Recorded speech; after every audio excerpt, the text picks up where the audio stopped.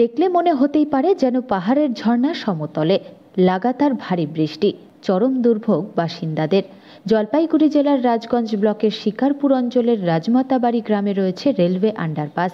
প্রতি বছরের ন্যায় নিয়মিতভাবে এবারও বর্ষায় রাস্তা দিয়ে চলাচলের অযোগ্য হয়ে উঠেছে। রাস্তা যেন নদীতে পরিণত হয়েছে। বহুবার রেলওয়ে আধিকারিককে লিখিত জানিয়েও কিন্তু এই রাস্তায় কোনো কাজ হয়নি। নিকাশি ব্যবস্থা বলতে রয়েছে ছোট্ট একটি ড্রেন, কিন্তু এই রাস্তায় জল আসে বহু দূর থেকে। নিকাশি ব্যবস্থা সংরক্ষণ না করায় এলাকা দিয়ে চলাচলের অযোগ্য হয়ে উঠেছে।